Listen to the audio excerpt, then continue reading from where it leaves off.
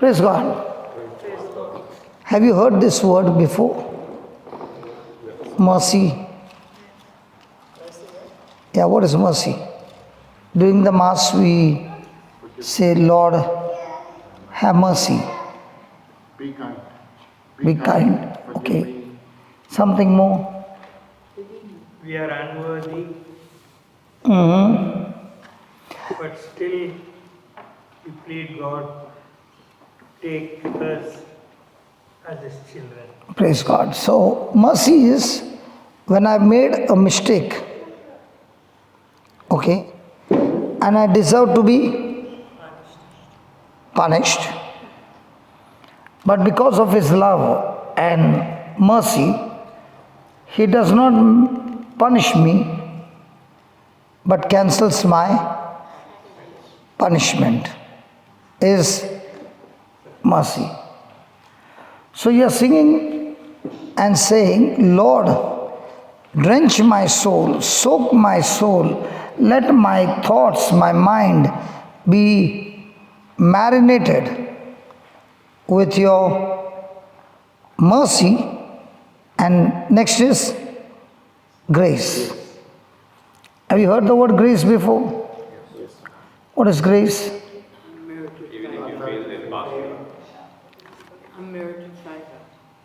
One mark, 5 marks question. Now what you will say? You give you only one sentence, more definition. Favor. You get something that you don't deserve. Something more? God's power. Now, because we have all committed blunders in our life, agreed? We ask God for mercy, which He gives. And He cancels all our sins, consequences of sins, effects of sins, and He sets you free. But does He leave you there? No. Now He gives you grace. So grace is given to those who are not qualified. Are you from India, my brother? So you would have known when you were in school, there was something called as grace mark. Okay. Grace mark is only given to children who failed.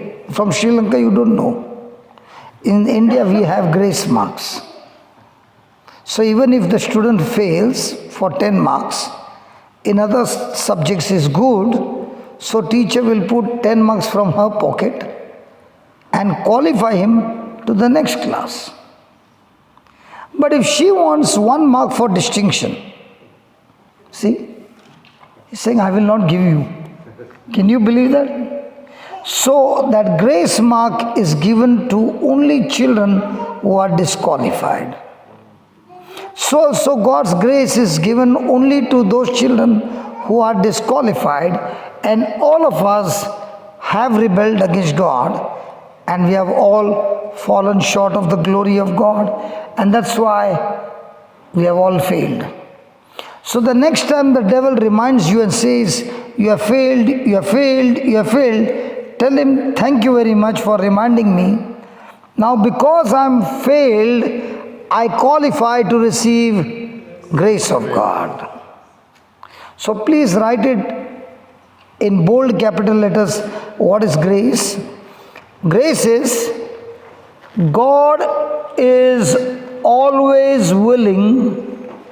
God is always willing to use His power, His ability on my behalf, even though I don't deserve it. So are we really believing that God is willing? Because when you are disqualified, the devil comes and gives you a lot of guilt, condemnation, and he says, God is angry with you. That's not the truth. Is God a just God? Is he a just God? Okay. Somebody committed murder, so he lets him go free? Sorry? So if he repents, he lets him go free? No, you better sit on here and talk to me loudly so that I can hear you clearly. So there's no sin that is too big for God not to be able to forgive. I am just asking you, is he a just judge? Yes, he is.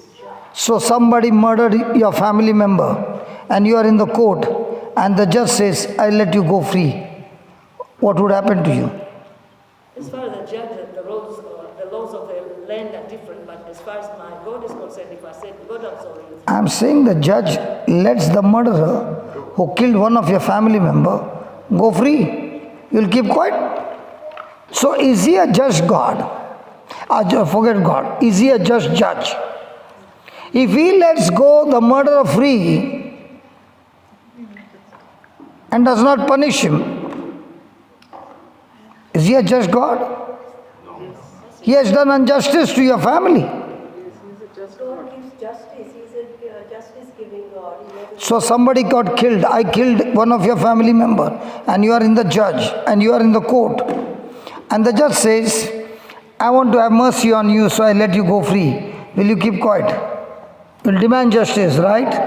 And that is why what he does is, the penalty that has to come on me for murdering, he takes his son to take the penalty on our behalf, and he pays the penalty as a substitute for all of us. God himself coming down to earth as man to pay the penalty of sin and die in our place is his love and mercy. And because the penalty has been paid, whatever the Son lived his life, he is willing to give it to us. And whatever we lived, he takes it and puts it on his Son. And this is not man-made, system, but this is God-made system to make man escape from the penalty of hell. And in this system, the Son has to be willing to take the penalty. It cannot be forced. It has to be done by love. And that is why the Son takes the penalty, doesn't open his mouth when he is unjustly accused, gets crucified, and because his sinless blood is spilled on the cross is a symbol of the worst criminal. And on that cross, when the holy blood was spilled, that cross became a bridge for man to cross from earth to heaven, because without the cross, man can never qualify to go to heaven. Man is only qualified to go to hell. So Jesus is the mediator who stands between God and man, and his cross blocks you from going to hell, gives you the mercy and grace to take a U-turn, and he is the one who qualifies you to make it to heaven. Can we give the Lord a big hand for that? But there is an important condition there. Jesus has done his part, but in the kingdom of God, there has to be two witnesses. There cannot be one. So whatever Jesus did on the cross for us, he can stand as a witness for himself, his work for us. But the judge will say, I need one more witness. And that one more witness is you and me. When you open your mouth and confess and believe that what Jesus did for you on the cross, you confess it, you become the second witness in agreement with God, with Jesus, and God says, done, and you and I are saved. I'll show you. Go to Romans chapter 10 verse 8. But what said it? The word is near you, even in your mouth and in your heart. That is the word of faith which we preach. That if you shall confess with your mouth the Lord Jesus and believe in your heart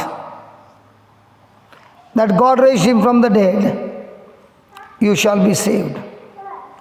No human being can be saved by his own merits, because our very nature is to rebel against God.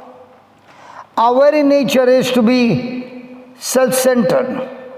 If you are questioned, in one day, how much time do you think about your own benefit? What would be the answer?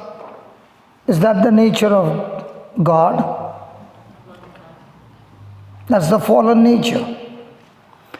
So after we are born again, what is your nature now? Christ's nature. Your nature has changed, but your knowledge has not changed. That is why inside of you is the potential to live a life of victory, but because you do not have the knowledge of it, in ignorance, you are still living the old life. Everything in the kingdom of God has effective in this world when any man uses his mouth and his heart to speak words. But if the same person uses his mouth and his mind and speaks the same words, nothing happens. So what's the difference between the two? A person is opening his mouth and speaking the word, but believing with his mind. Another person is also opening his mouth and speaking the same words, but speaking from his heart. Everything changes.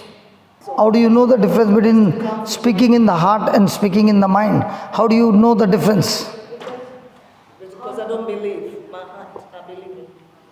Many people believe with their mind, not with their heart. Yeah. Because heart is not, we are referring to the physical heart, it's by faith that if we believe by faith, it works. If we speak by faith, it works.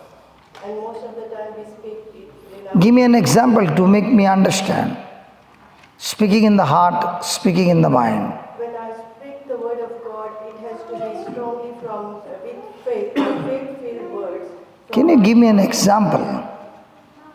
If you give me an example, it will sort out the problem. Is it more to do with speaking the truth? Sometimes your mind will tell you to say one thing, but the actual is something different. Yeah, can you give me an example? Somebody asks you, you go to a restaurant, we do, and they ask, how's the food? The food's really not good, but just to please them, we say it's good. That is... Can I give you a parable from the Bible? If you take a parable from the Bible, then it becomes not only one, you can pick up any parable and you can instantly understand, coming from the heart, coming from the mind, and you can use it in your own life, coming from the heart, coming from the mind. And if it's coming from the mind, you can sit here and pray from morning to night, nothing will happen. Another person walks in, opens his mouth, just 2 minutes, and the job is done and he walks out. How do you feel?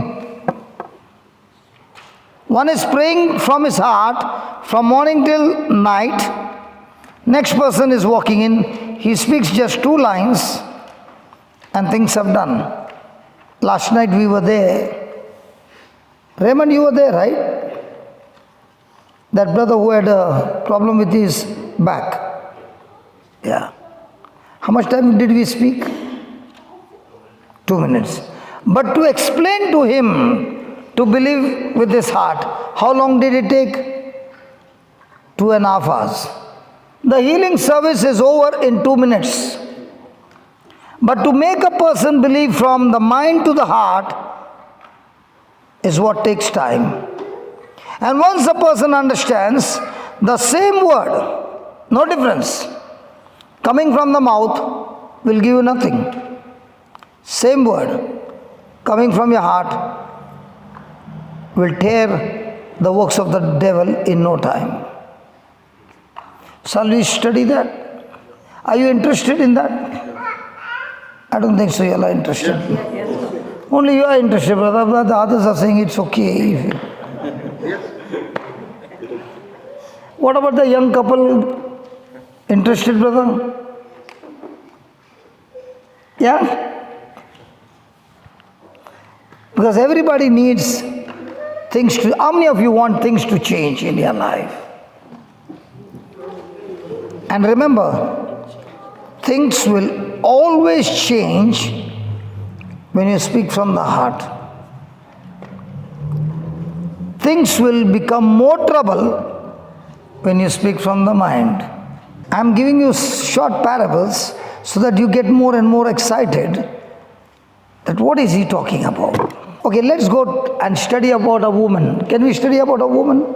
Okay, you do one, my brother. Just take the 10th verse. Let's not leave the 10th verse. For with the heart man believeth unto righteousness. So when he believes and he speaks, he is accurate in right standing with God. And this whole transaction is done when he opens his mouth and confesses. So confession is so important. Have you heard the word confession before? What is confession? But the moment you say confession, the first thing comes, speak all your mistakes.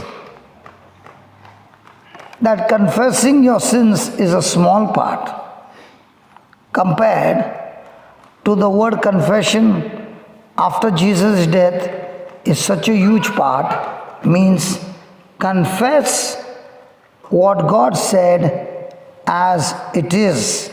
The word confession means to speak as it is. That's all. So he's a priest and I went for confession and I want to confess some of my story, but I don't want to tell him in detail. So I put a little water and dilute the story and confess my sin. Is it confession? It has to be as it is. So also confessing the promises has to be as it is. Okay, we'll come to the confession later. We'll go to the woman first. Mark chapter 5 and verse number 25. Now let me give you a background. Jesus has gone to the other side of the lake or sea. He meets a demonic man.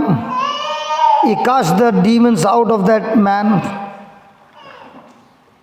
And the demons ask Jesus, please let us go into the body of the pigs. He gives them the permission. They go into the body of the pigs. The pigs jump off the cliff. The man is delivered. But Jesus is not allowed to stay there. He is sent out of that place. Jesus comes to the other side and there he meets a man named Jairus. And Jairus says, please can you come home? My daughter is at the point of death. You come and lay hands on my daughter that she will get well. Jesus doesn't speak a word. Jesus is on the way to Jairus' house and a great crowd is following him. And we pick up from there. And a certain woman which had an issue of blood, she had a bleeding problem for 12 days and she had suffered. What did I say? 12 days. Yeah, 12 days. 12 weeks. Okay, let's play the game. I'm a critic who has come here to tell you your Bible is not true. So all of you gang up together and I'll put my points to prove to you that this story is a big lie. So I'm going to speak from the critic point that this is a big lie. If the woman has got a bleeding problem for 12 years, Sunita, are you in nurse? No. Anybody nurse? Now even if they are, they will not say they are nurse. Nurse. Any nurse around? Okay, at least you know some idea. If a woman has got a bleeding problem, will she be weak in these 12 years? Will her hemoglobin be on a higher side or to the lowest point? So will she be healthy or weak? Just weak or terribly weak? Will she be able to stand? Don't do this. Every word will be taken into account. I am a critic here. You heard her? She shifted a gang. No. So she is on my side. Praise God. Hallelujah. Not only that, she had suffered many things from many doctors and had spent all that she had, and she was nothing better, but rather grew. She grew. If this woman was suffering from 12 years, she should have been definitely above 18 to 20 years. Do girls grow after that? This lady had 12 years of bleeding. She would have been definitely about 20, 25. Can a girl of 25 grow? But here it says growing. So you and I don't grow like this, but we can grow like this also. So everybody is growing. But the question is, are you growing better or worse?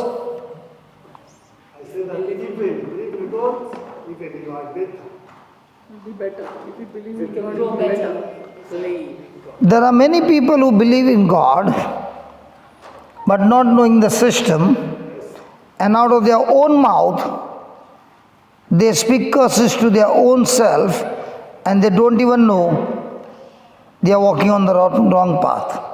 We are here to take each and every word, break it down, so that we understand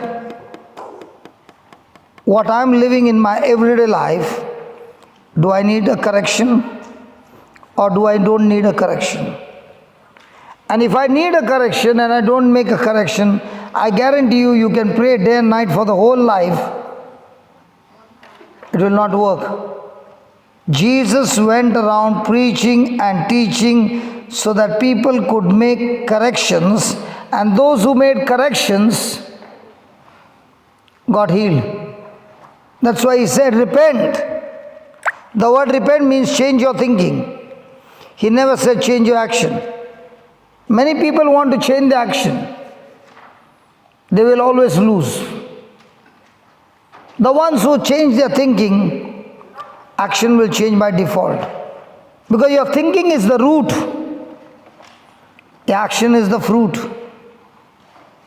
That is why Jesus said, a woman was caught up in adultery. It's not the action.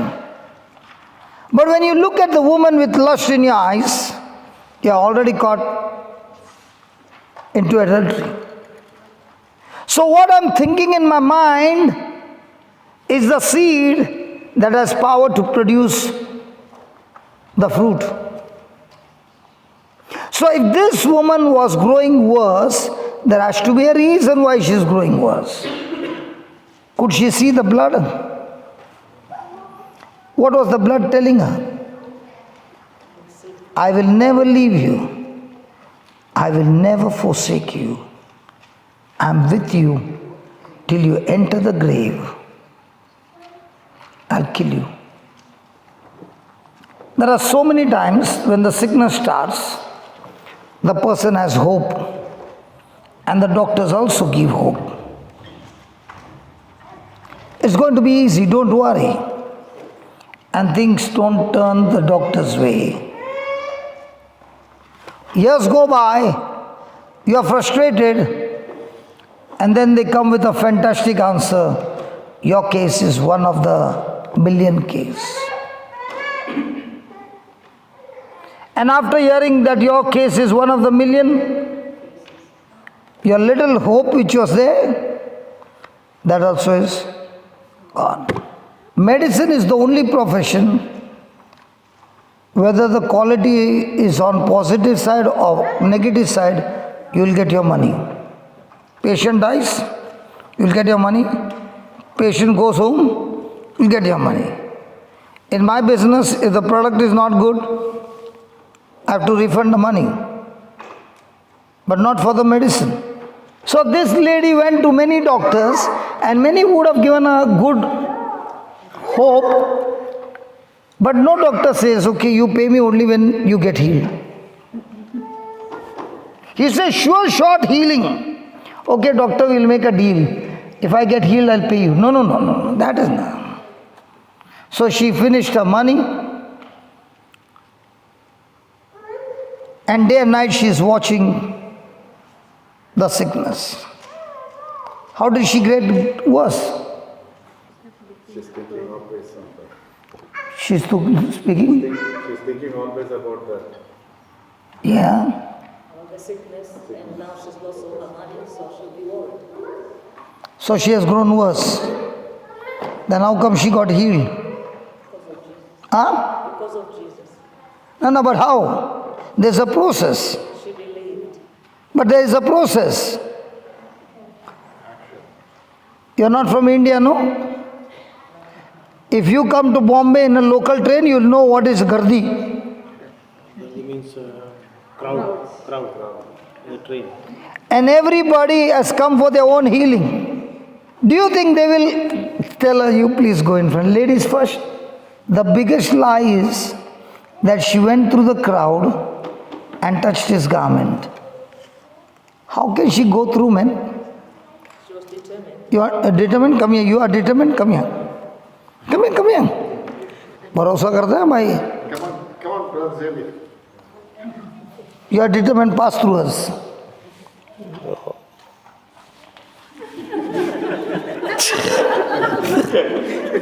You know, sister.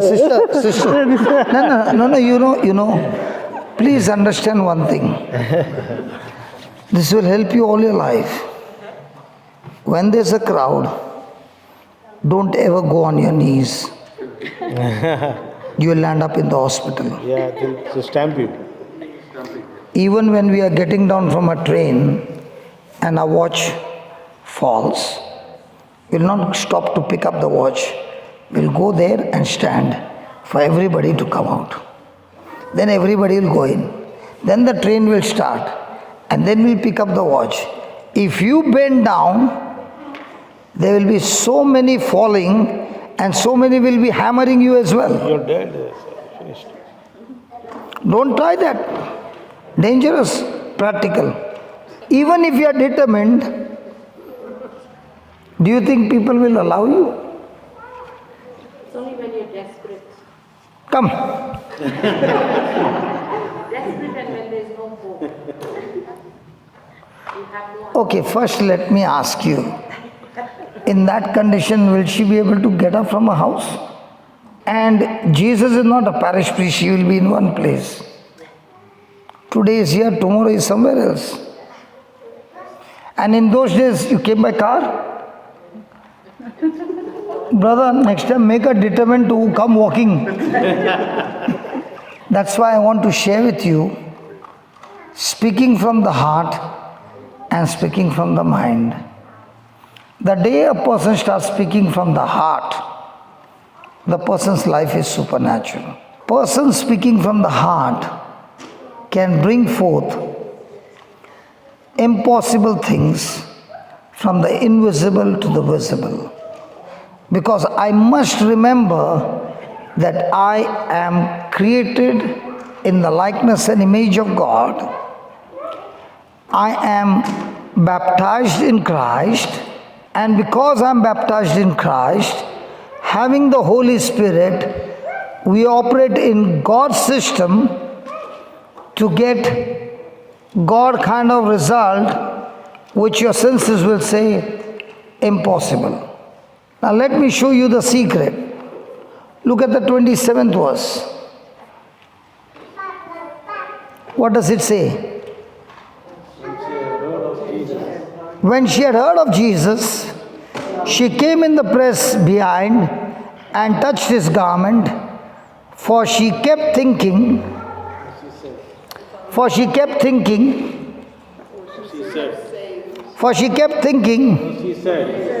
thinking or said? Thinking or said? Did God create the world thinking or said?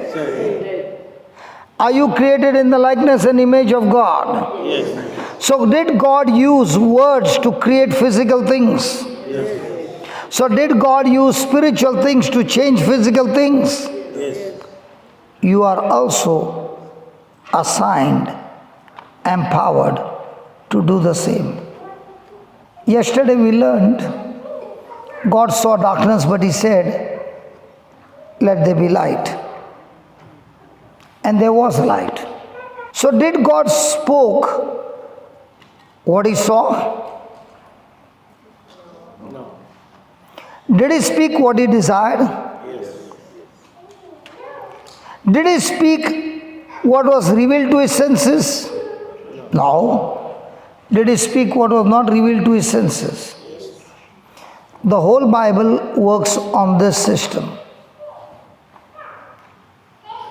Pause for a moment and ask a question. When you open your mouth and you speak words, do you speak words revealed to your senses, or do you speak words not revealed to your senses? If you got some issue with your spouse, what do you keep thinking? I got issue with my spouse? Oh, thank you, Holy Spirit, for anointing me. And I can speak to that spirit to get out, and my husband is completely set free. Which one do we say? Because when the child goes to school, the school will teach the child knowledge, education, everything in detail according to the things revealed to the senses. And that's why our whole life is governed by sense knowledge and not word knowledge. Sense knowledge is a natural realm, and when you take the same issue and use words from the Bible, which is always spiritual sense, because not one word from the Bible you can understand through your senses. They are always unseen things. And for this lady, somebody came and told her about Jesus. Has she seen Jesus? No. So somebody transported the faith, what that person had experienced, and told this lady what she had experienced.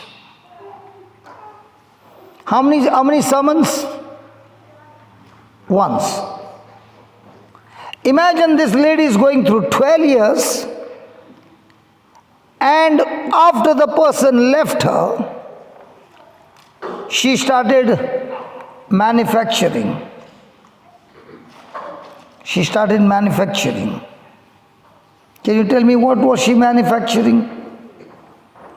We just now read something. Yeah, how did she manufacture? Romans 10 verse 8. Can you put that again, brother, please? The word is near you. Where? In your mouth. Then in your heart. Then so where is the word of faith? Mouth and what is revealed to your senses? Is it faith? Do you have faith that your wife is sitting next to you? Yes. Wife, do you have faith your spouse is sitting next to you? You need faith? You can't see? Now, what they said is from the heart or from the mind? Anything revealed to your senses is from the mind.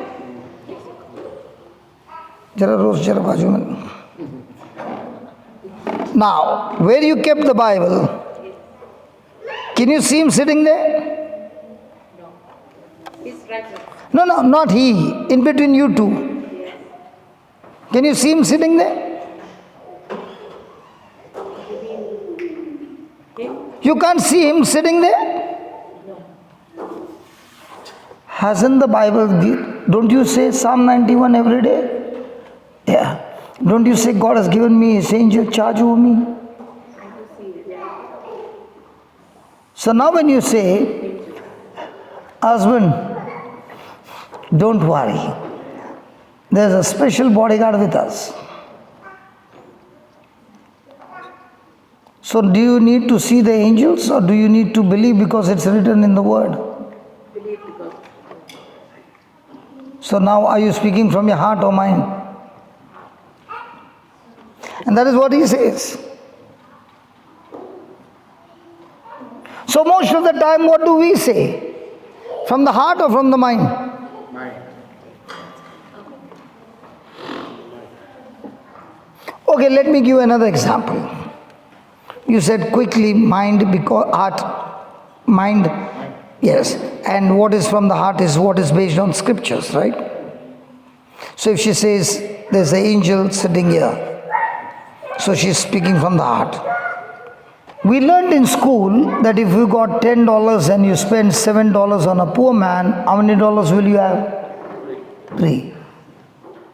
What about you? You all both went to the same school? No. No. That means in all school they taught the same thing. Now you spoke from your heart or mind?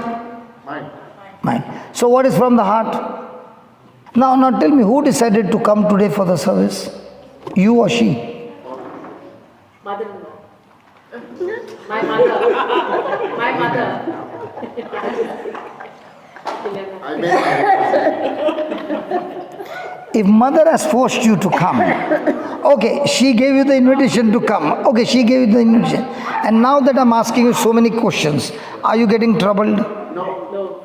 I'm asking you questions so that we all understand better. Now you gave me the answer 3, which is absolutely right when it comes to the world, but not coming from your heart. Because if it has to come from the heart, it has to be things not seen. So according to the things not seen, Jesus said, give and it shall be given to you, good measure, pressed down, shaken together, running over, shall mean given to your bosom. Correct? So now that you gave $7, how many dollars will you have? 700. Now does that mean you are speaking from your heart? I was in a shower and I said, God, so many people are talking from the heart. He said, no. They know the scripture, but they are not talking from the heart. I said, why do you say that? Well, the shower is a place where I take a long shower to talk. I enjoy my shower talking to the Lord. So, why is it that the Lord said, no, they are not talking from the heart? A person can know the scripture, but is the person's lifestyle according to the scripture? If the person's lifestyle is according to the scripture, will he always be a person, a giver? Because he is moved with compassion and he says, God, now I understand that I am only a steward, nothing belongs to me, it all belongs to you, and I am going to use your resources to bless others, to love others, and bring them deeper into a relationship with you. And when the person starts doing that, the person is amazed. Supernaturally, things are working in that person's favor. So do you mean to say everybody knows Luke 6:38? They know it from here. If they know it from here, then the lifestyle is changed. So we can study the Bible with our mouth. We can speak it with our mouth. But the question still remains, am I believing in my heart or mind? And if I'm believing in my heart, even if there's a storm all around, the person is in perfect peace. The person's confidence is totally dependent on that word. He is in perfect rest. Do you see Jesus at rest when he's going through the cross? Or do you see him frustrated, angry? He's in perfect peace. In fact, the Bible says he embraced the cross with joy because he knows that with this cross, he will be able to win every one of us into his family. So a Christian life is not how much you pray. A Christian life is how much you believe what you pray. What do you find about this woman? She did not have much sermons given to her. Somebody came to a home and gave her a home delivery. That also was not according to the law, because according to the law she is in quarantine. Nobody can go close to her. Thank God somebody came. And somebody told her about Jesus and left. What did she do with what she received? Can you give me that bottle of water? Now, did you see what happened? This brother of mine gave me a bottle with a substance called water. Just as this is a bottle, a container, words are containers. And in this container, there is a substance called water. In the same way, in this container, there can be a substance called faith, love, joy, peace. And the same container can be anger, jealousy, bitterness. So when I transport this word, talking falsely against him, did his ears hear? Yes. Did he hear it clearly? Yes. So I gave him. Did you see him receiving? Now he is with that container, with that substance, gone inside, thinking, what's happening to him now? Peace or in pieces? Now he wants to get angry. Now he's bitter. Now he opens his mouth and now he's giving me his bottle with his words for me to receive. But the bottle that he has given me, I don't internalize, but I hand it over to Jesus, who says, cast all your cares unto me, for I care for you. So now this bottle is with Jesus. So what am I doing? That's what Jesus said. Give me Matthew chapter 5. Give me Matthew chapter 5, verse 11. So what did Jesus say?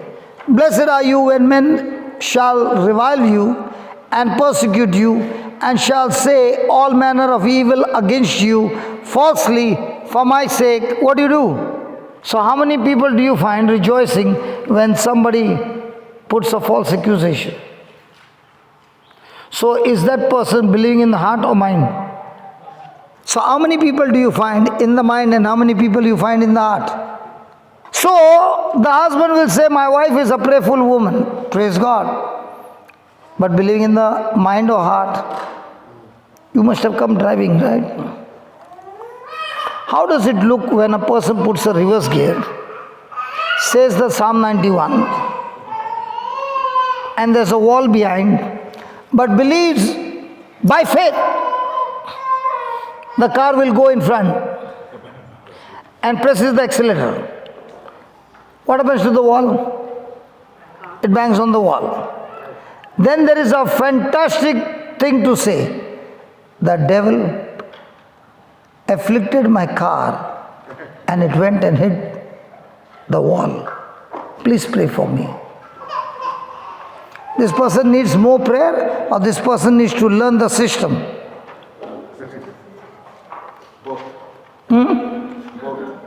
He needs to learn the system first and then pray, because if he prays without the system, he'll cause more damage. See, when you pray, do you use your mouth? Hello, when you pray, do you use your mouth? Yes. Do you speak words? Yes. What happens when you open your mouth and you speak words that contradicts to God's word? Do you know what you did? You just send the raw material of self-destruction. It is better to keep your mouth shut, is more powerful than you open your mouth and speak unbelief. You told your wife to write down that?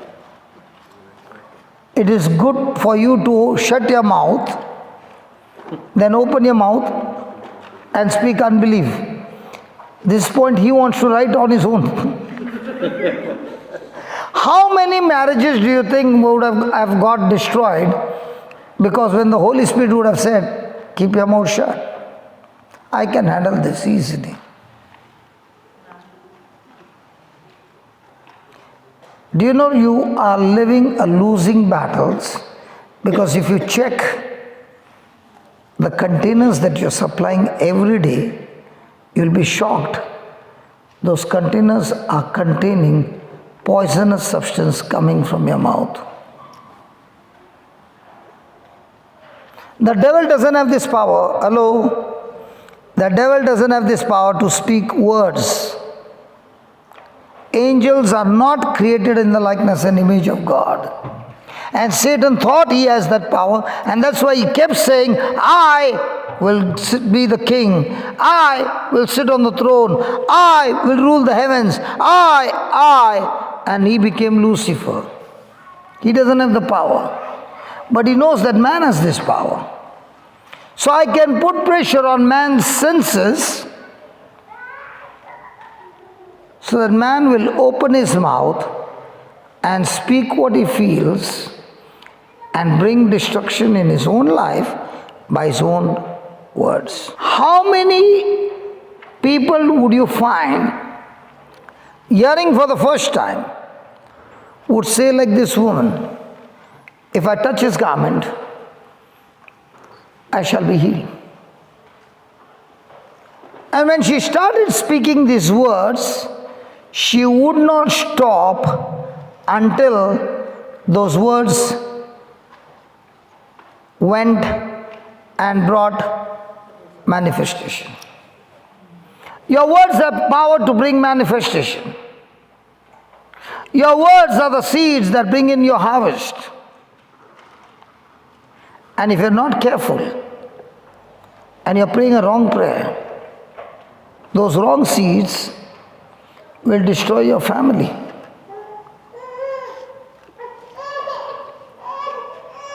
And that's all that the devil has to do. Put pressure on your senses. Now there's an important thing that we need to learn over here. Did she have 12 years of sickness? Was it evident? Yes. Was she weak? Yes. So there were many things that were evident. Correct? What she heard about Jesus, did she have Jesus there? standing there that she had physical evidence? No. The person who said to her, did that person speak words? Because in those days there were no videos, surely. Had to speak words. So the words that were spoken were having physical evidence, only spiritual evidence. Spiritual evidence. So that person would have said, I went and I saw this person named Jesus. I saw with my eyes, so many blind could see, the deaf could hear. I even saw a dead being raised. I even saw demons coming out. Now, is there a difference between the words what the doctor would have given her and the words that this person gave her? Both are words. The doctor gave her words with hopelessness, and these words that came from that person that she heard of Jesus was full of hope. So when you are fellowshipping with somebody, what kind of people do you fellowship with? Those who come to kill your faith or those who come to build your faith? When you sit and watch that news channel, I guarantee you it will kill your faith and torture you day and night. But if you put on the channel that is talking about Jesus, that is talking about the good news, you will be receiving the substance called faith. So 12 years, this woman was on a system called thermometer. She only spoke what she saw. She only spoke what she felt. She only spoke all her troubles. Have you ever seen a thermometer? In your house over here in Australia, you surely have a heater and a cooler, right? And on that, there is a thermometer giving you current temperature. And let's say the current temperature is showing 5 degrees. So now what do? Increase what? Temperature. But the temperature is showing 5. How do you increase? Put fire or what? Huh? Increase thermostat. Oh, there is a ring there that you can change the temperature the way you want. Sachi, I want to see, man. You never showed me. But in your house also there might be a ring that gives you the temperature that you desire. Huh? Readings, okay. So you put it on 25.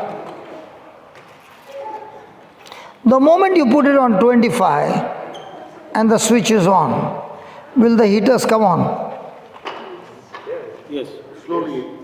Yeah, the heaters will come on. Can the heater go to sleep before reaching 25? No. So what is your desire doing? Your desire is changing the thermometer setting to thermostat and demanding the heater to keep working till the room temperature becomes 25. So are you struggling or the thermostat is doing? The thermostat is a small unit, but it demands the whole unit to keep working till you come to 25. And let's say your temperature, room temperature is 34. Now can you turn the temperature? Can it go to Cooler side. cooler side 15? Yes. Okay. Now he puts it to 15. Now will the compressor start working? Yes. So who is in charge of the ring?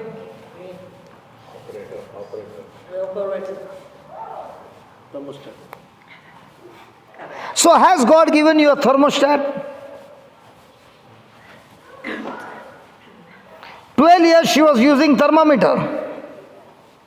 The doctor said, the sickness said, the symptoms said, the money said, the law said, everybody said, and that was in her mind. Now she heard about Jesus and she said, let me use that ring and change the setting to what I desire, not what I don't desire.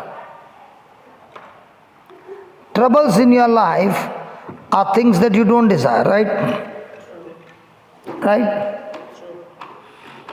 So you change your thinking from troubles to those things that Jesus has achieved for you on the cross, which He has promised you. So now what did you do? Change the setting.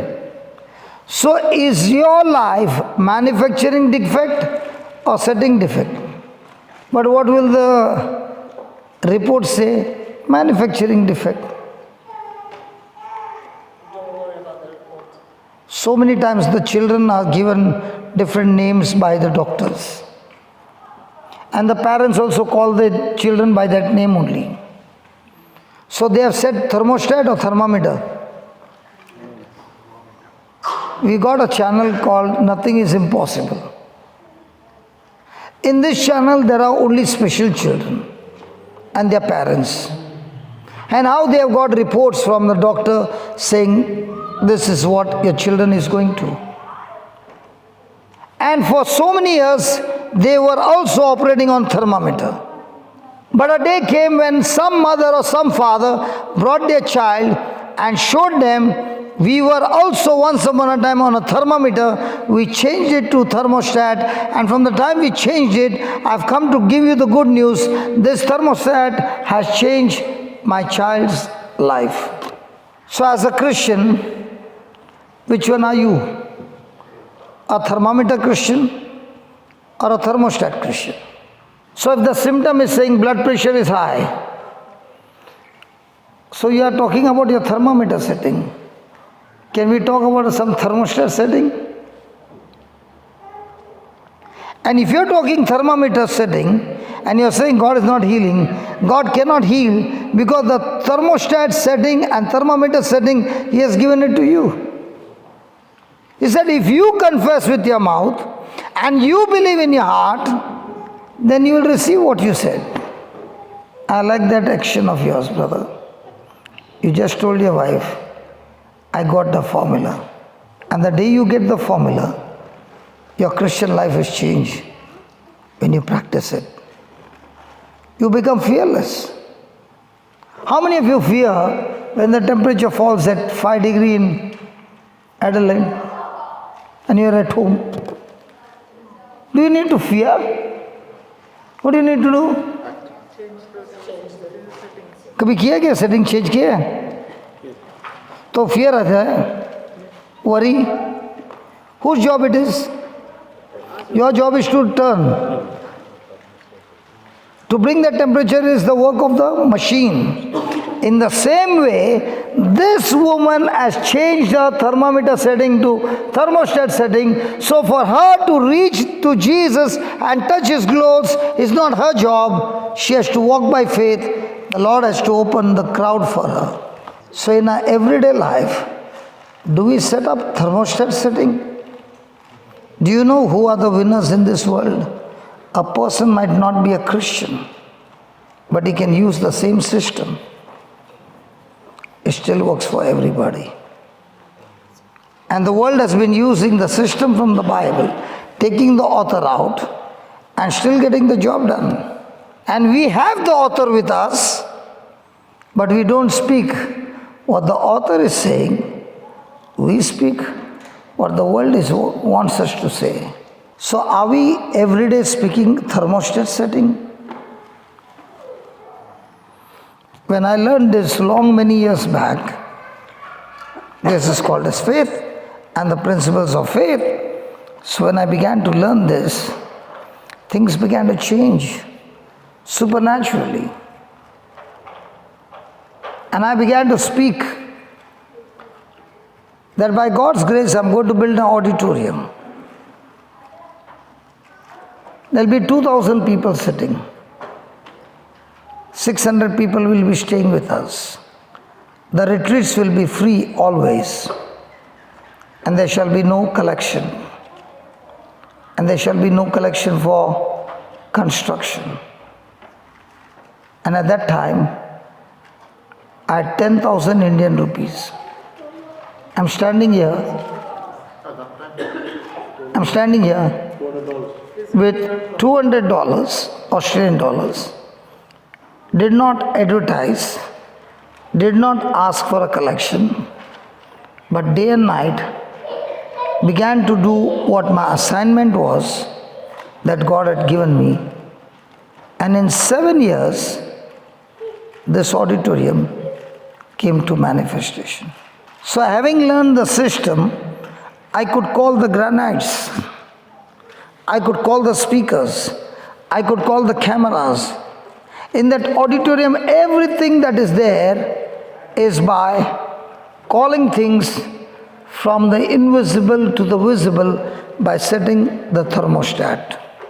So all the time, there are new things being constructed. Now also it's being constructed. But still the system is the same. Website, no tab called donation. When I come here, no love offering. But I teach the thermostat setting. Those who understand and practice, they come back with testimonies. It works for everybody. This, what you are learning, is not for the priest, the religious, the bishop, the pope, or the nuns. It is for every one of us.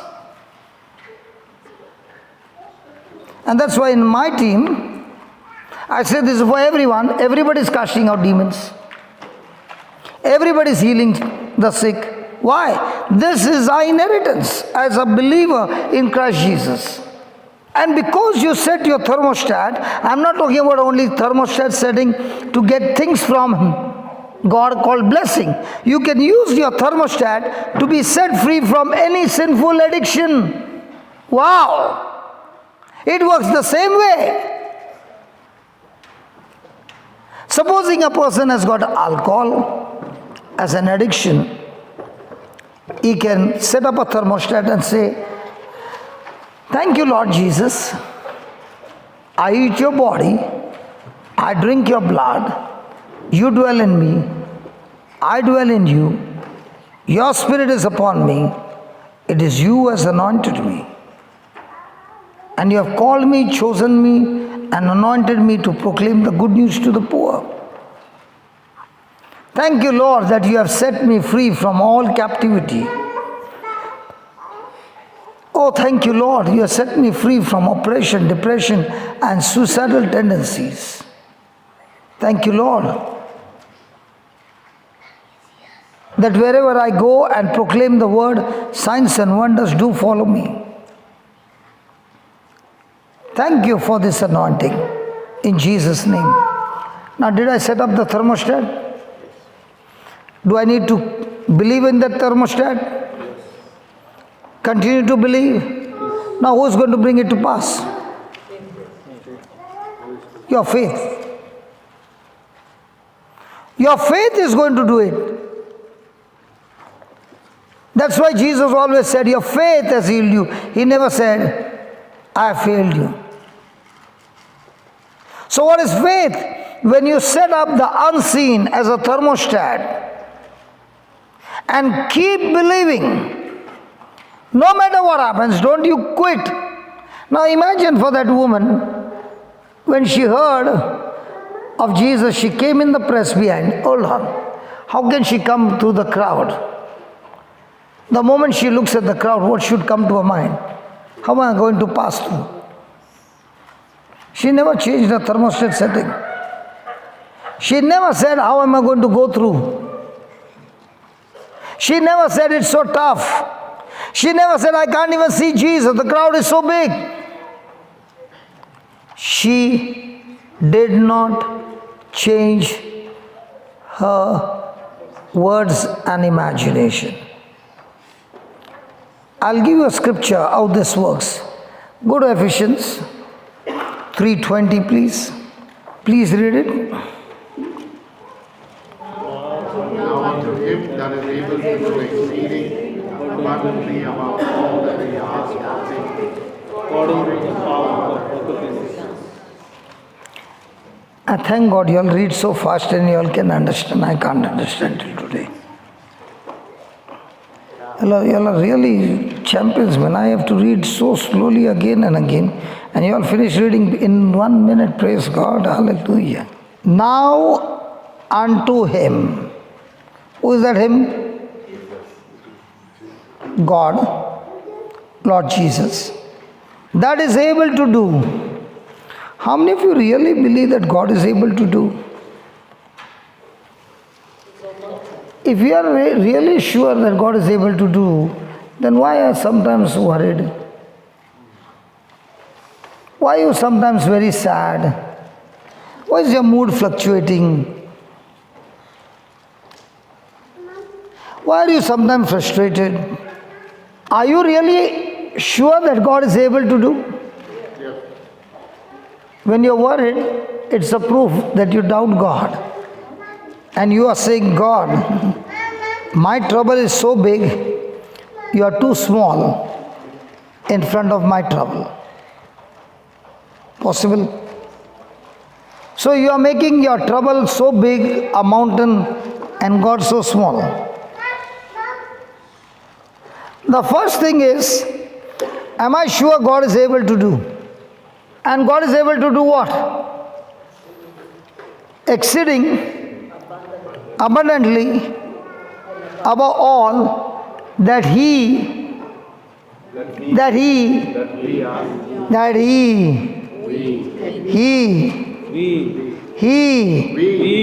always you put the ball in whose court? His court. God is supposed to do. But it's saying, hold on. I have given you a blank check and I have given you, how much can you think? How much can you ask? Beyond that, I am able to do according to the power which is in heaven. All these years, where were you looking for power? It's already in us.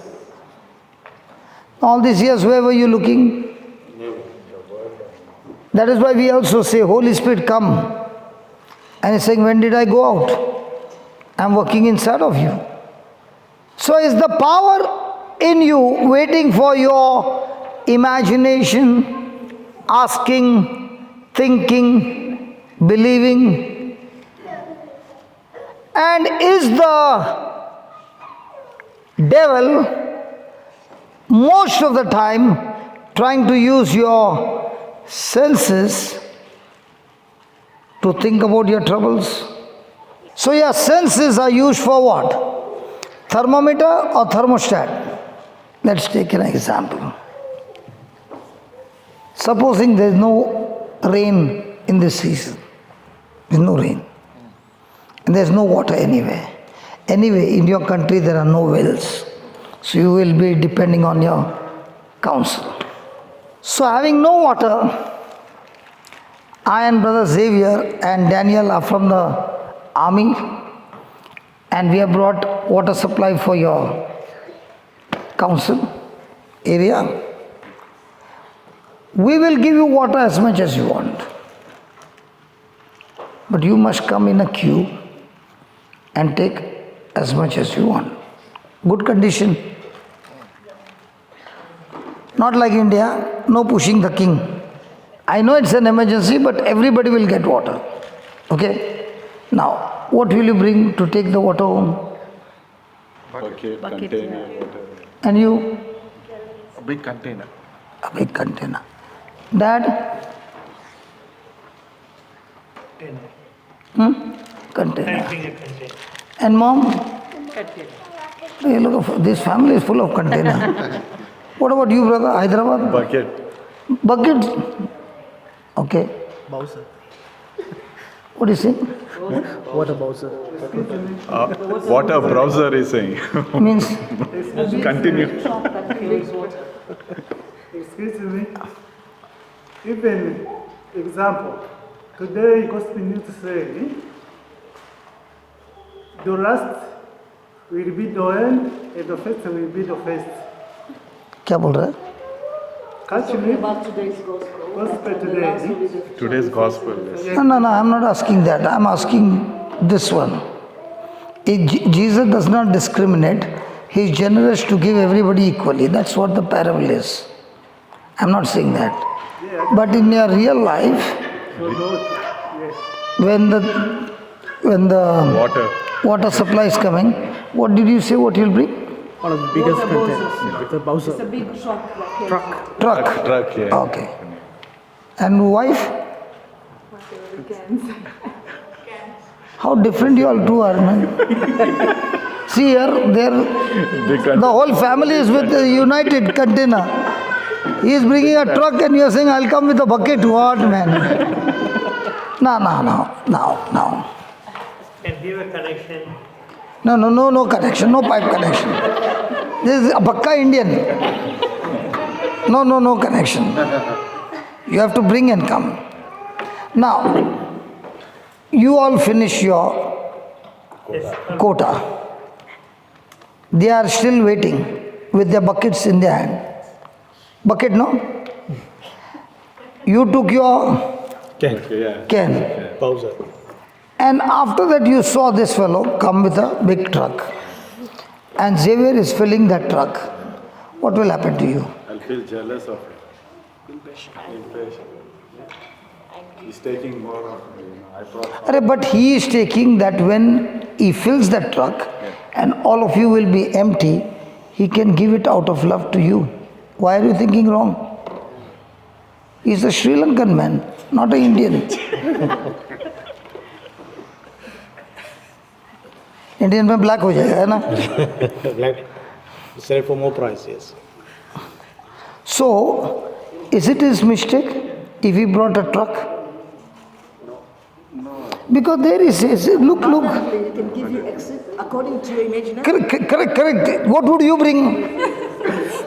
Double the, whatever, big, 2 bosses, 3 bosses, whatever. Yes. Because exceedingly. Yes. See, he's also supporting you. He's going to bring a fleet of trucks. Why should I carry a little and come back? It's water, but different. So what I'm trying to say is,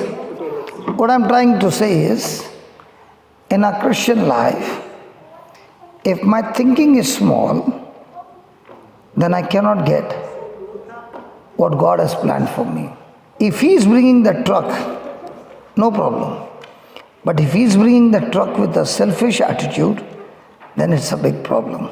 So when I was thinking about the auditorium, the reason I was thinking is, I can have a lot of people come in, and if it is my auditorium, I can use it up to 1 o'clock, which I was using up to 1 o'clock, 2 o'clock at night. So whenever I make any desire, the first question should be, is my desire for myself or for the kingdom?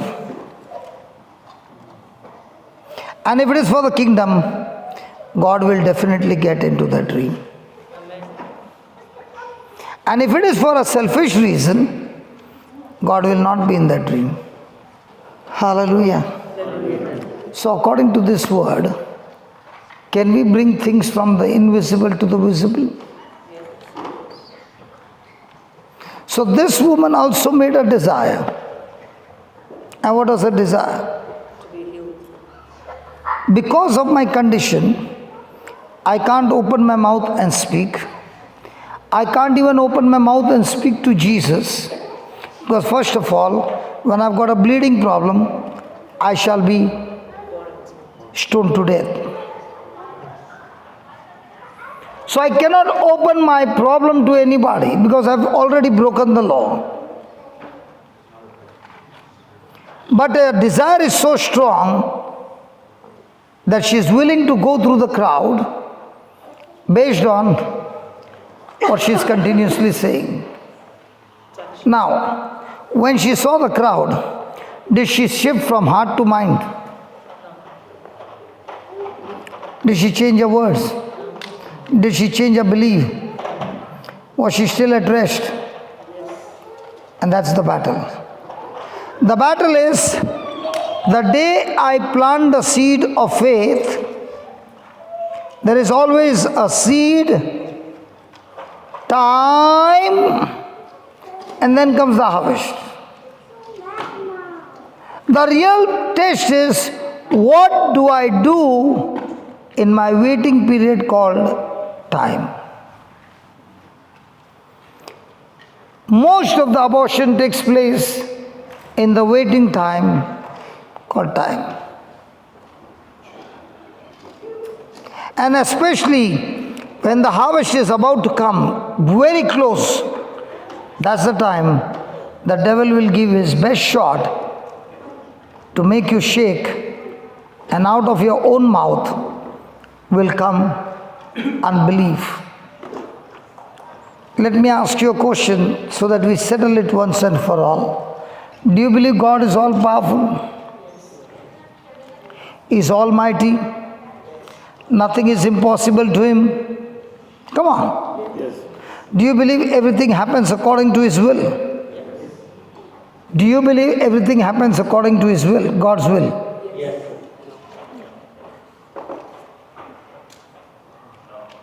Is not all powerful? Is there anything impossible for him? So do you believe everything happens according to his will?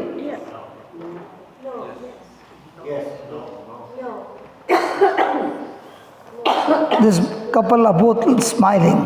Not everything. But the devil can also do things. So that means he has control, is not in control. The devil can pray. Okay, so I'm asking you a question.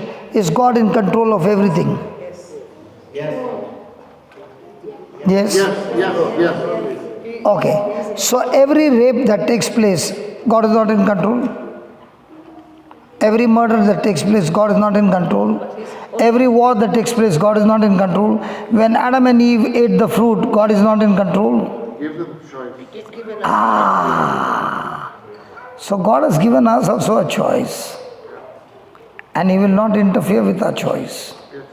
So when you make a choice to go by faith, will he back you up? Yes.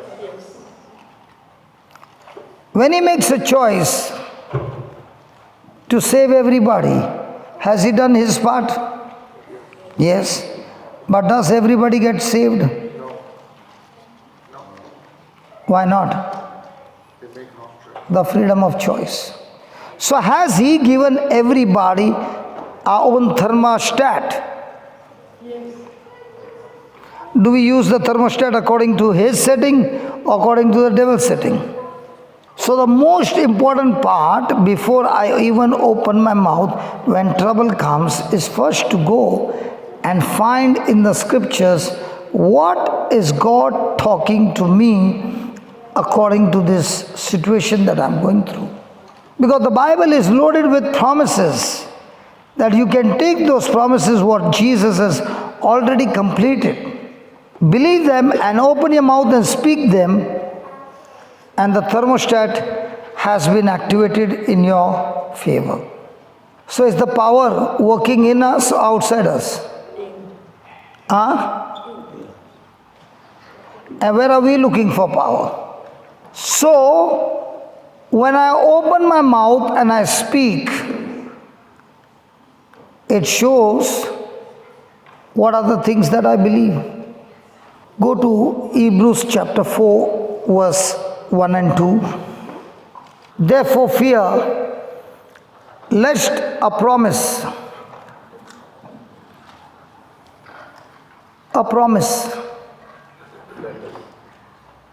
verse number 1.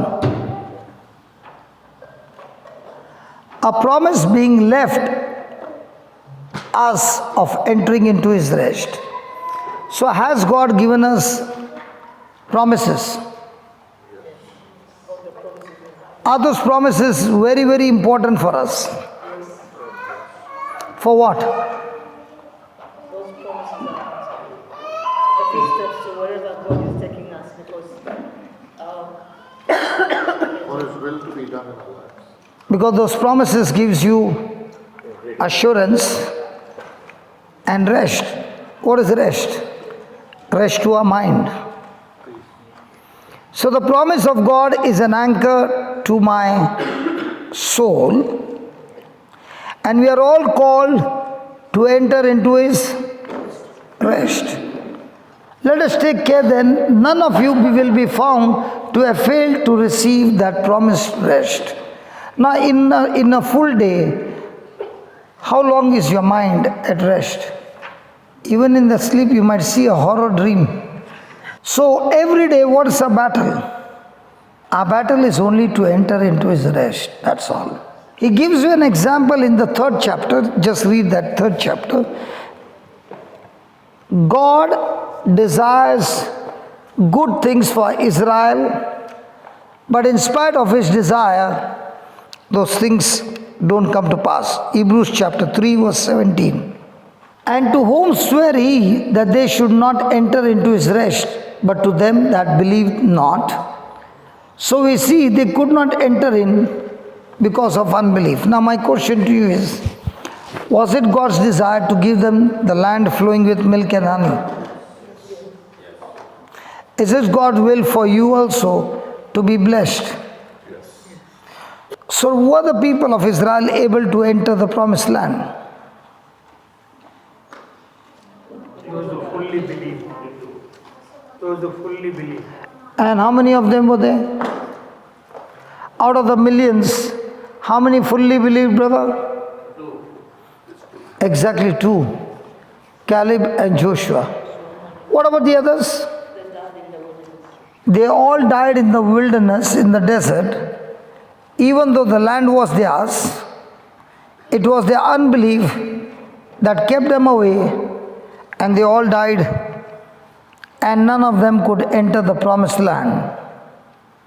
What about today? Praise God. Is God going to bless us?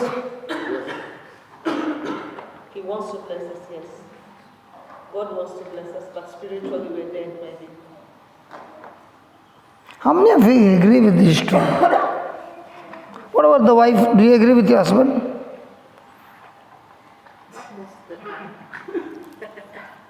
She is agreeing? You're saying now what you said? Today also we don't enter the promised land. Is it because of the devil?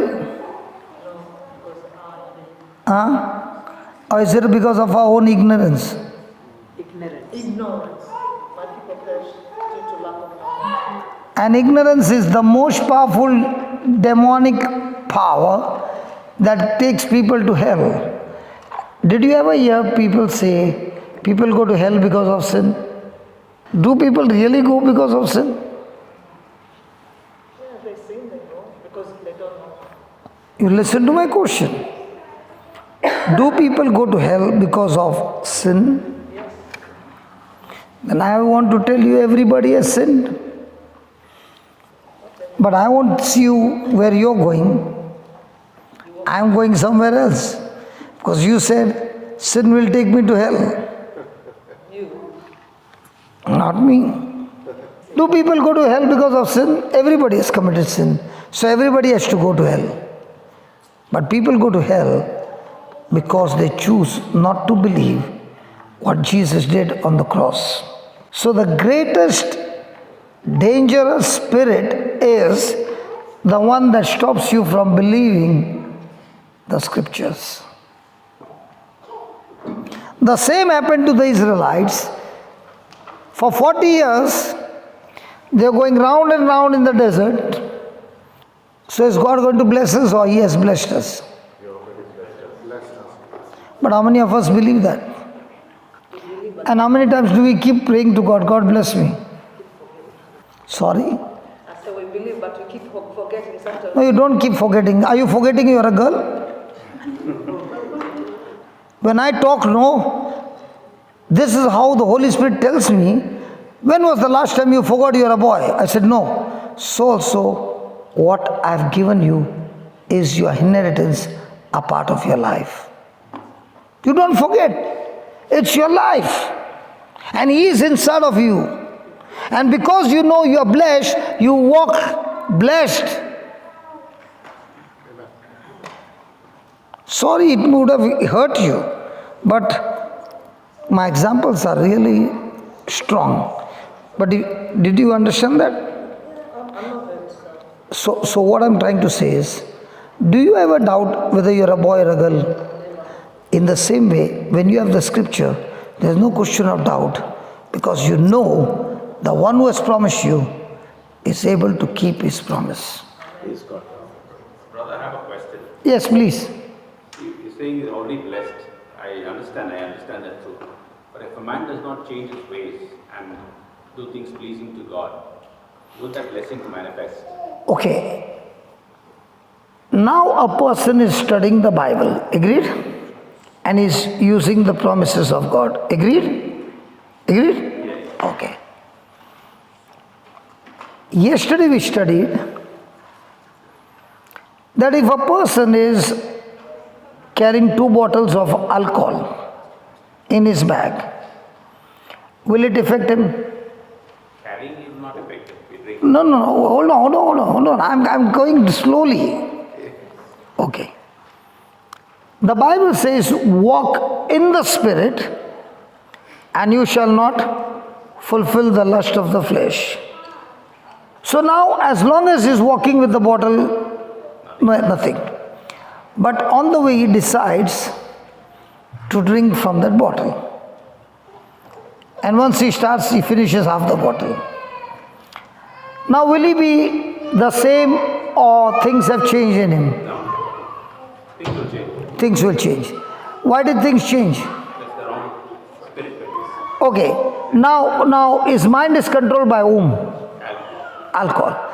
In the same way, when a person is drinking the word of God day and night and learning, he doesn't even know he's drunk with the word, and that is what is changing his lifestyle.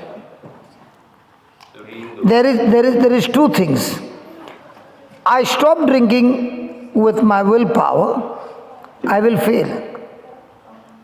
Because the new covenant is not about self-effort, you get disqualified. The new covenant is all about Christ in you is the one who gives you the power to do things. If you are doing with self-effort, 1 day, 1 week, 1 month, after that you are frustrated. But if you are doing it through His power, now do I look like I left on May 8th and I'm still going on? Does it look like? I have never taken a holiday. Does it look like? I'm asking you. So if I do it with my self-effort, can I work non-stop for so many days? So the day you realize that all I do is to study the Word, and the more and more I'm studying the Word, I myself don't understand that this Word is changing my thinking. When God says repent means change of thinking. Now a person is saying, I will not. A person is trying to change with his willpower. And Jesus said, repent, for the kingdom of heaven is close at hand. Now when you come here and you sit and you're listening and you're looking at the scriptures, aren't you finding that what you were thinking and what you read from the Bible, the thinking is different? Some areas. So the moment you saw that and you said, oh my God, I never knew this. Now what did you do? You changed your thinking. So one person is saying, I will not sin, I will not sin, I will not do this, I will not do this. One. The other person is taking a teaching and listening to the same teaching probably for 15 days or 1 month. Same teaching. Now that same teaching, as he's listening and listening and listening, has it got registered in his mind? Is his mind getting stronger and stronger in that area? By default, you will find that person life changing. So now, has he put effort to change his life, or did his life change Because the word changed his life. My question actually. Yeah, what's your question? That's the question. What I meant to say is that if a person had to live their life the way they were living, which is not pleasing to God, will the promises of Christ which is given will still be fulfilled, or does the man have Two kinds. I am obeying the word because I want to be blessed. Exactly. And I am obeying the word because I love Jesus. Which one will be the real change? Change. Because I love Jesus. I have to change. So the word of God will slowly get you into an intimacy with God, that you will be in love with Jesus. And the more you are in love with Jesus, the first thing will happen is you will hate whatever he hates. You will love whatever he loves. So the first thing is your desires have changed. I'll show you scripture for that. I agree with that. Okay, and you don't agree, let me show you the scripture. Because that's what I wanted to know. See, if I tell you I come from my past, gang fights, club life, totally extreme. And today I'm in this area. I'm also wondering how can this be and there is no effort. And he showed me why there is no effort. What happens is people put more effort to change, and in the new covenant, whoever puts effort, he's got disqualified. You cannot do anything without Christ. Even if you're doing good work, without Christ, you got disqualified. Everything has to be in Christ. So give me Psalms 37. Thanks for the question, brother. You answered my question, because finally we do what Christ loves us to do. We won't do what Christ hates us to do, because by reading the Word of God, Yeah. we automatically become like Christ and start doing things. Yeah, that was my... Yeah, now I'll give you more detail. Thank you for asking me the question. When people ask question, I love it. 37:4. Delight thyself. Also in the Lord, and He shall give thee the desires of thine heart. Why are you reading so fast? Come on. Delight. Delight thyself also in the Lord. Now, what's the meaning of the word delight? Love to do whatever God wants me to do. No, the word delight. Delight. Delight. Do you remember the old days? Some TV programs were very delighting. Delight. Intimacy. So you were waiting for that week, that particular time, and something would happen to you because you wanted to watch that program. Yes. Delight. It can be good or it can be dirty also. Joy. Delight can be in both the side. So delight yourself in the spouse. No, the Lord. So most of the people are delighted in the Lord or spouse, honestly. The spouse. Delight in the Lord or delight in the children? God gives spouse. Hey, come on, let's be honest, yaar. Yes, Yes. it's, Correct, no? yes. Delight in the Lord. And when you only delight, you won't even know. He'll change your desires and He'll give you His desires. Amen. Now, isn't that wonderful? Yes. For me, it was not wonderful. I said, Lord, what is the use of having your desires and they never come to pass? I want those desires to come to pass. What's the use of having desires? And then when they're putting him down, they will say, this man had desired all these things and it remained only a dream. But I want those dreams to come to pass. So look at the next line. Look at the next line. Commit thy way unto the Lord. What is commit?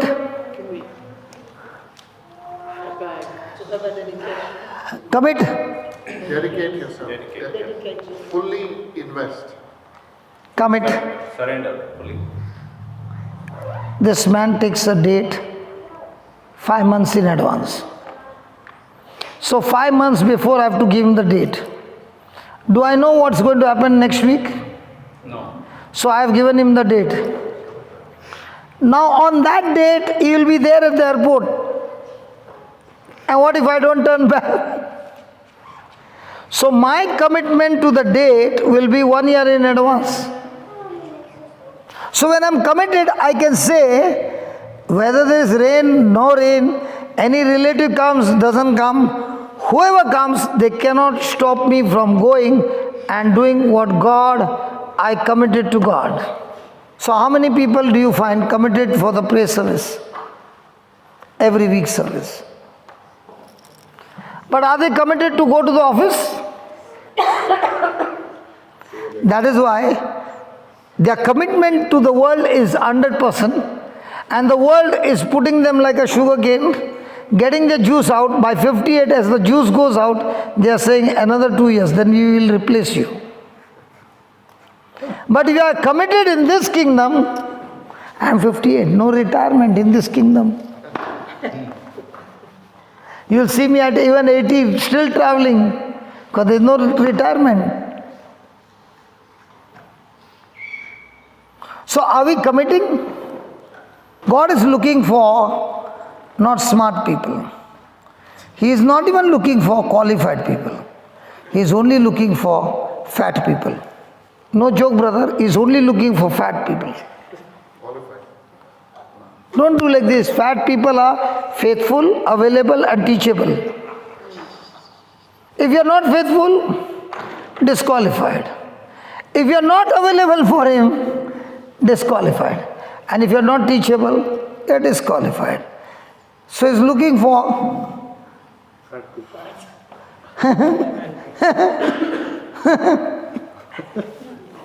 fat people.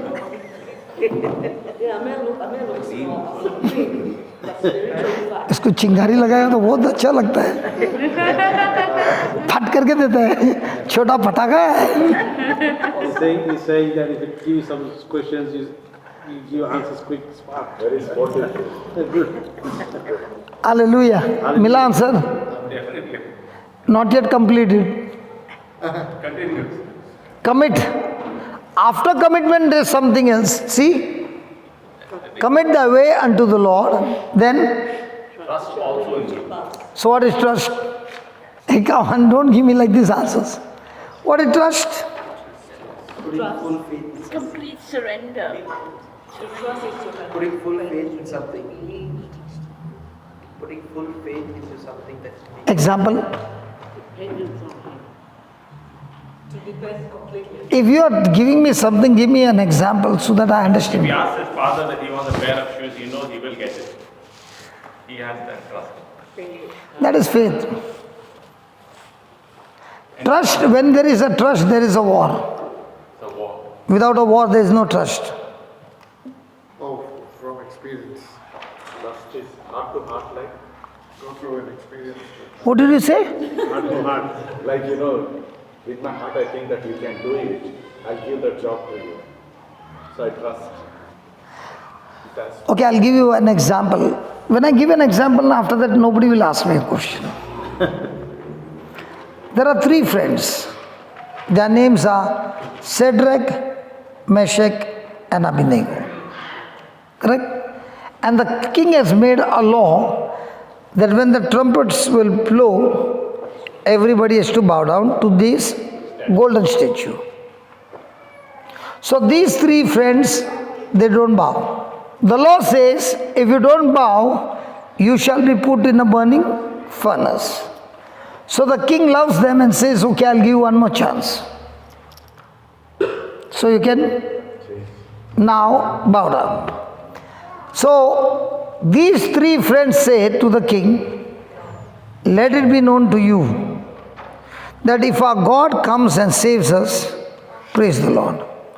But even if our God doesn't come and save us, we will still not bow down to your idol. So what is trust now? Whatever comes in my favor, not in my favor, my relationship with God is still the same. But a person in faith, my relationship with God is the same, but when things don't happen, then faith starts giving turbulence on flight. vibration. Turbulence. So faith people have turbulence. Trust people have No turbulence. So what do you think? Paul was a trust person or a faith person? Now do you understand the difference? Peter was a faith person before Jesus' death. So when they said, hey, you were there. No, I was not there. I don't even know him. Now, is that a person of trust? No. When death comes, he's changed. When trouble comes, he's changed. But a person with trust is saying, go ahead, kill me. No problem. I will still not change my commitment to God.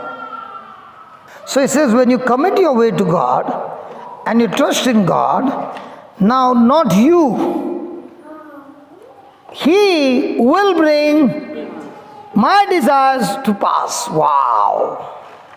So what's my job? Commit.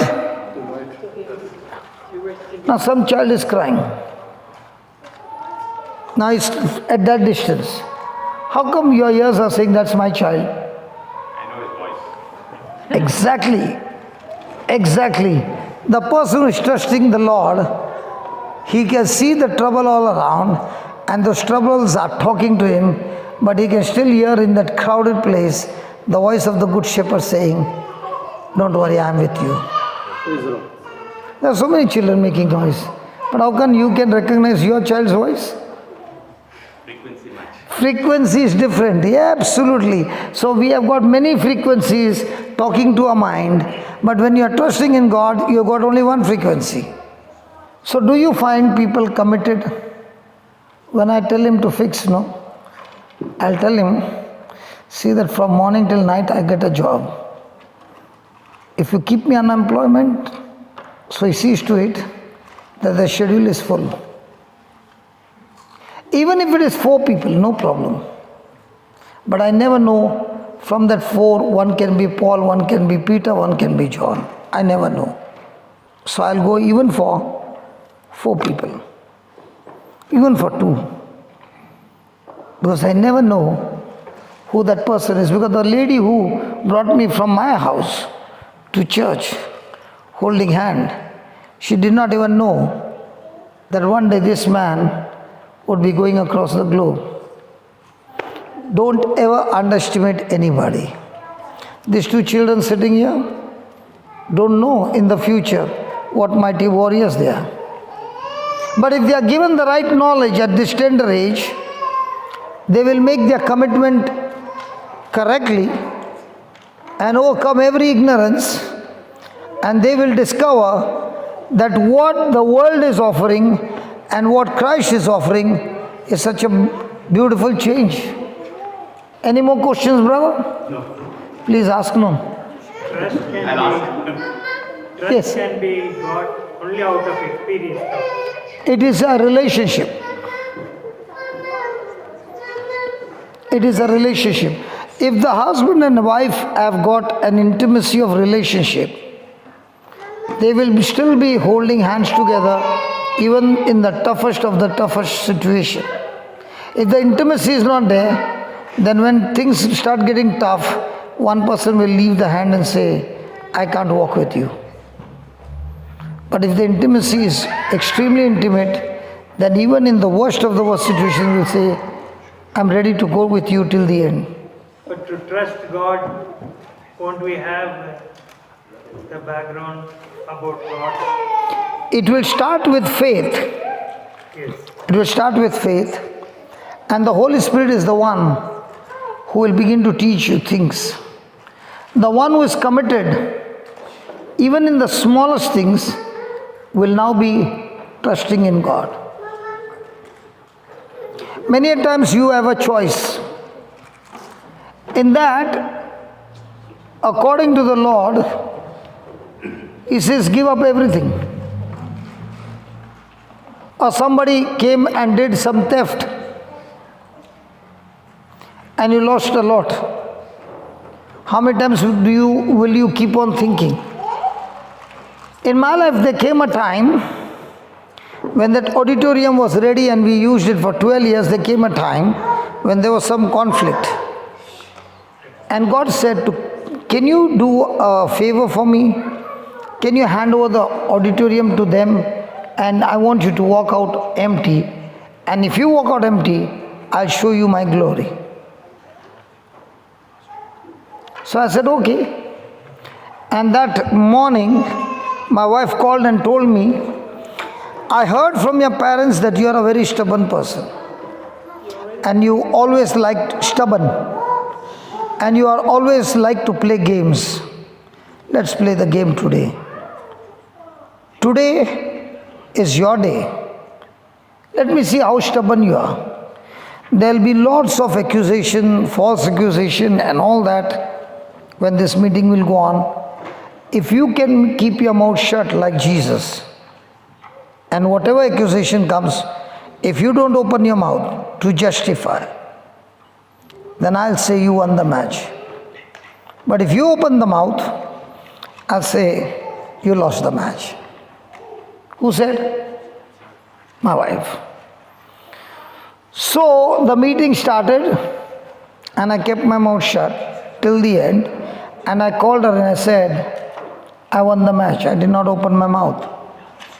And 4 days I preached in the same auditorium, and I said I resigned from my presidentship and I hand over everything to you, and I walk out of this gate, not even in a car, walking out of the gate. So 4 days I preached over there, knowing that I will be never stepping into this place again. My baby, my dream. Now what gave me the strength to trust God? If Abraham could offer his son as a sacrifice, I can offer this, my baby, as a sacrifice, without a fight, without a conflict, in peace, in friendship. And once I came out, for more than 8 months, I had no place to preach. Because I always want to preach a retreat. And everywhere I go and ask, what would be the rent? The rents are very high. Per head is very high. And if 300 to 400 people come, the price goes very high. So, during the month of April, we found a school where there was a vacation. So we fixed there for 10 days, 400 people came, never charged a money from anybody, paid all the expenses, did that retreat. And when I passed the test, God opened a new system for me. He opened Zoom. You know Zoom? So when Zoom opened, I was preaching from 7 o'clock morning till the next day 3 o'clock. For 8 months in Dubai. Because God gave me an opportunity to preach free. And that too, people's home. And when I began to use it again and again and again and again and again, 8 months later on, God began to open doors to go to many places. Once again He brought me back and He said, not everybody has got internet. So I want you to open again and in another retreat house. So again a retreat house.